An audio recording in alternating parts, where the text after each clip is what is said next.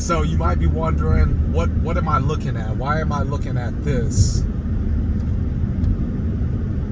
So it's 43rd Avenue. I just passed McDowell. Now coming up on Encanto right here, I thought it was real important to kind of share this with you. Now I'm on my way to go meet up with a client to make one of the biggest, most expensive decisions that they ever will make.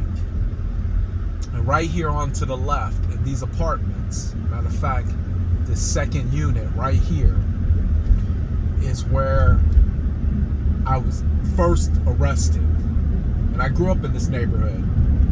It's Westside Chicanos, Wedgwood, Hollywood, East Coast Crip, Westside City, LCM. I know about all them gangs.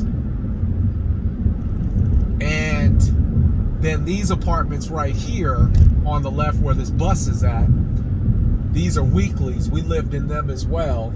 And then these apartments on the right-hand side is where I was stealing cars from.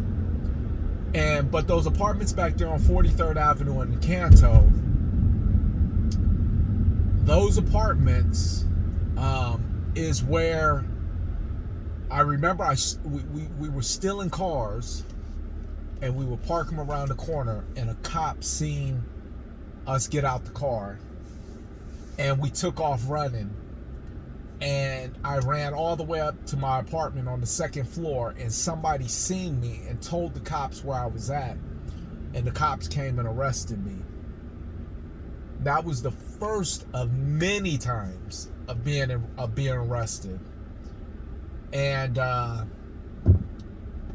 then not too long after that, like the next area that I'm going to, 43rd Avenue and Camelback, was real notorious for it was a big drug spot. And I caught a drug case. And things was just looking bad. Things was just looking, it just like life was just spiraling. But I always had the ambition. I always knew in my heart that I would be rich, I'd be successful.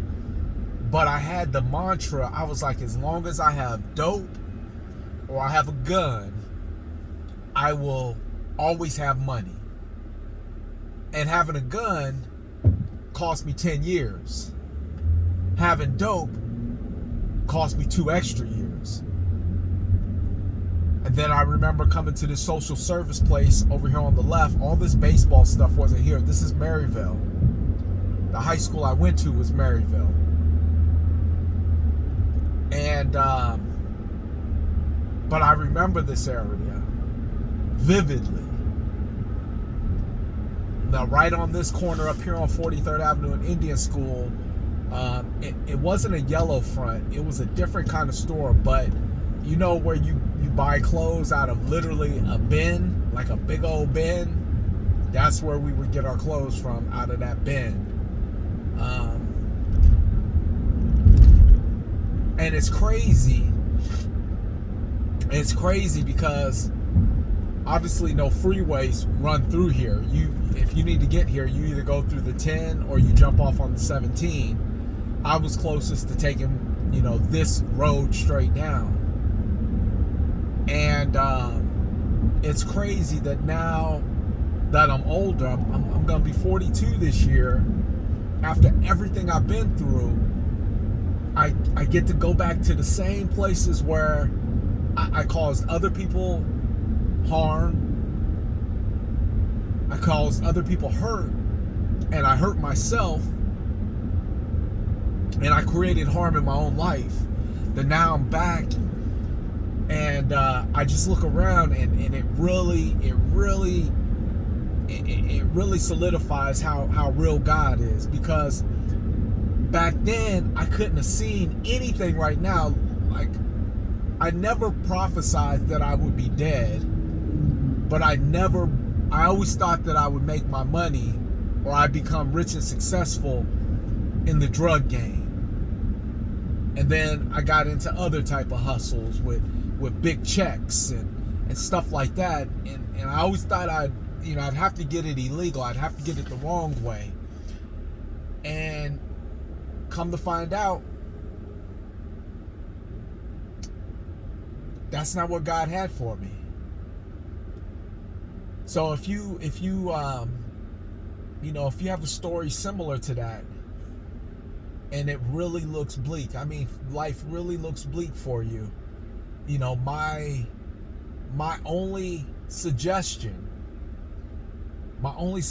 is that if you have a glimpse of hope that things will turn around, my only recommendation is that you hold on. Is that you really hold on and just don't, even if that glimmer of hope is very, very, very, very, very, very small. I mean, like, it just feels like a slight hunch that things might turn around. Hold on to that for dear life. Almost like, think about if you're hanging off of a cliff and the only thing you have to hold on to is a little jagged rock hanging out the edge of that cliff, and you barely hanging on by 2 fingernails. But dropping or hanging on literally is the difference between life and death. Hang on, because had I not hung on to just that I'm telling you, doors and opportunities were opening up in weird ways, in books and chance encounters. But had I not held on, and it really grabs at my heart, my kids wouldn't be here. I wouldn't be married. I wouldn't be able to enjoy the life that I have. I mean, it was that bad. It was that bad.